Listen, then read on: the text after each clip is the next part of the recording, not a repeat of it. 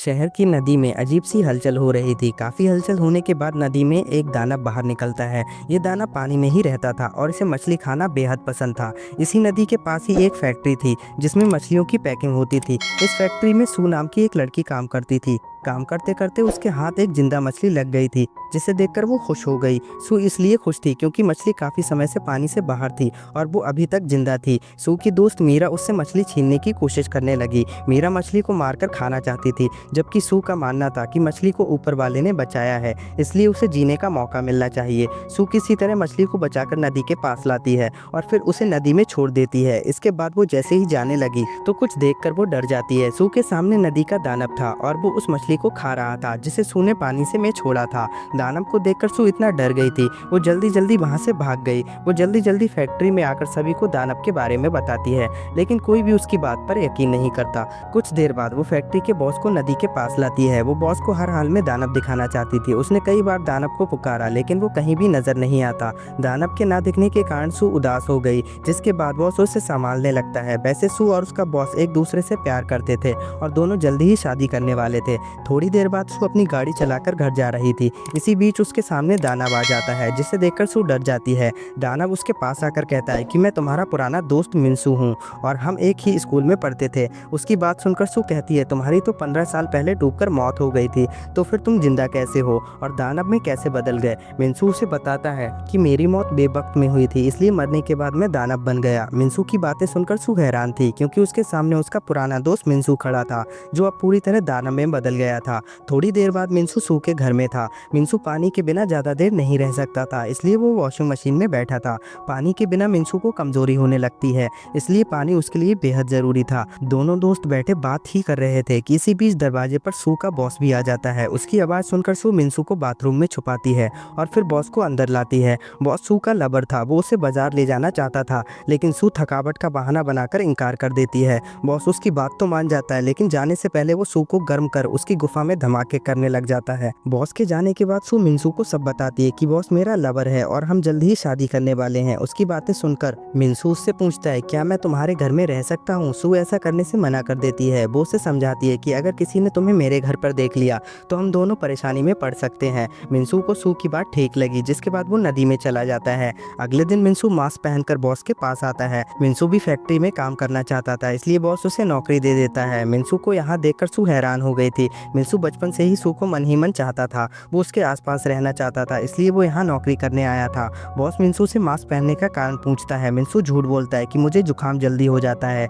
इसलिए मैं ये मास्क पहनकर रखता हूँ। फैक्ट्री में सिर्फ सू को ही उसकी सच्चाई पता थी, जबकि बाकी सभी लोग उसे साधारण लड़का ही समझ रहे थे। कुछ देर बाद मिंसू काम करने लगा और इसी बीच सू की दोस्त मीरा उसे छेड़छाड़ करने लगी। पूरा दिन काम करने के बाद जब सू अपने घर चली जाती है तो मीरा फिर से मिंसू के पास आती है। मीरा उसे अपने घर ले जाना चाहती थी और मिंसू उसकी बात मान जाता है। मीरा का घर पास ही था, इसलिए मिंसू जल्दी ही उसके पास पहुंच जाता है। मीरा की गुफा प्यासी थी, इसलिए वो जानबूझकर मिंसू को अपने घर लाई थी। घर आते ही वो मिंसू को गर्म करने लगी। वो जैसे ही उसके कपड़े उतारने लगती है तो उसे मिंसू की सच्चाई पता चल जाती है। मीरा की गुफा इतनी प्यासी थी कि वो मिंसू की सच्चाई जानने के बाद भी उसके साथ पानी निकालने लग जाती है।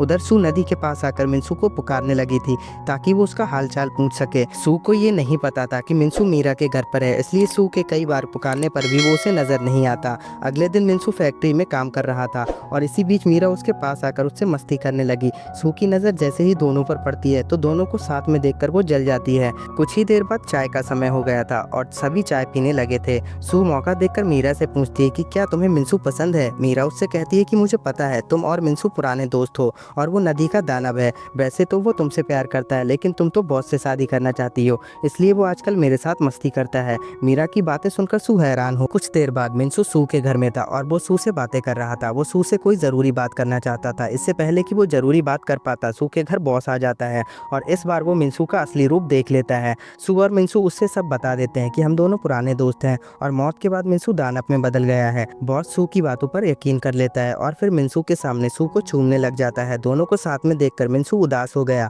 जिसके बाद वो नदी के पास आ गया। अगले दिन जब मिंसू नदी के किनारे खड़ा था तो दोनों लड़कियां उसके पास आती हैं। मिंसू के कहने पर मीरा सू को यहाँ लेकर आई थी। मिनसू सू से ज़रूरी बात करना चाहता था। वो सू से कहता है कि मैं भविष्य में होने वाली मौत देख सकता हूँ और तुम्हारी मौत काफ़ी नज़दीक है। अगर तुम चाहो तो मैं तुम्हारी मौत टाल सकता हूँ, लेकिन उसके लिए तुम्हें मेरे साथ जंगल में जाना होगा।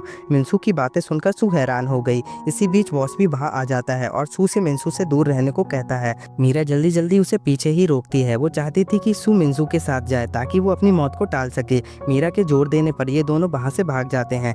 थोड़ी देर बाद दोनों जंगल में आ गए थे। मिनसू सू को बताता है कि जंगल में मेरे जैसे कई लोग हैं और उनसे हमें एक जादुई मोती मिलेगा। वो मोती तुम्हारी मौत भी टाल देगा और तुम्हें 100 सालों की ज़िंदगी भी देगा। ऐसे ही बातें करते करते दोनों लगातार चल रहे थे। जंगल में कई जगह पानी था, जिस कारण मिनसू को कोई परेशानी नहीं हो रही थी।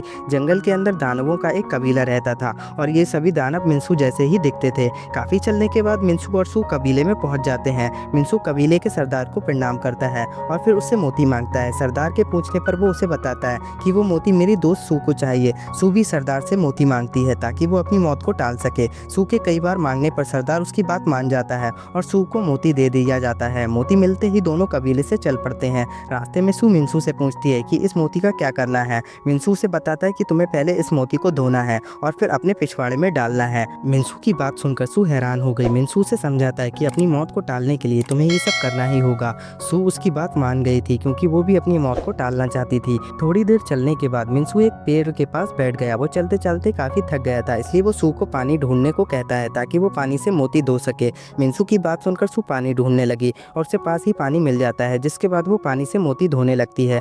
दूसरी तरफ मिनसू भी एक झरने के पास आ गया था। वो अभी काफ़ी कमज़ोरी महसूस कर रहा था, इसलिए वो खुद पर पानी डाल रहा था ताकि उसकी कमज़ोरी दूर हो जाए। उधर सू ने अपने पिछवाड़े में मोती डाल लिया था और फिर वो मिनसू को ढूंढकर उसके पास आती है। मिनसू की हालत काफ़ी ख़राब थी और उसे सांस लेने में भी परेशानी हो रही थी। वो सू को एक डायरी दिखाकर कहता है कि मैं तुम्हें बचपन से चाहता हूँ, मैं तुम्हारे लिए गीत भी लिखा करता था, और इतना कहकर वो बेहोश हो जाता है। मिनसू को देखकर सू घबरा जाती है। सू देखती है कि मिनसू का शरीर ठंडा पड़ने लगा है। उसे लगा कि मिनसू को गर्मी देनी जरूरी है और यही सोचकर वो उसके साथ संबंध बनाने लगती है। संबंध बनाते बनाते मिनसू अपने असली रूप में आ जाता है और वो साला फिर से सू की गुफा में धमाके करने लगता है। इस साले का जैसे ही पानी निकलता है वो गायब हो जाता है। दरअसल मिनसू को उसका प्यार मिल गया था, जिस कारण उसकी रूह को मुक्ति मिल गई थी और वो गायब हो गया था। कहानी के आखिर में सू अकेली रह गई थी और उसने मिनसू की यादों के सहारे ही जीवन व्यतीत करने का मन बना लिया था। इसी के साथ इस कहानी का एंड हो जाता है। आई होप आपको एक्सप्लेनेशन अच्छा लगा होगा। अगर आपको वीडियो पसंद आया तो प्लीज़ इसे लाइक कर दीजिए और चैनल को सब्सक्राइब कर लीजिए। मैं मिलता हूँ आपसे अगले वीडियो में।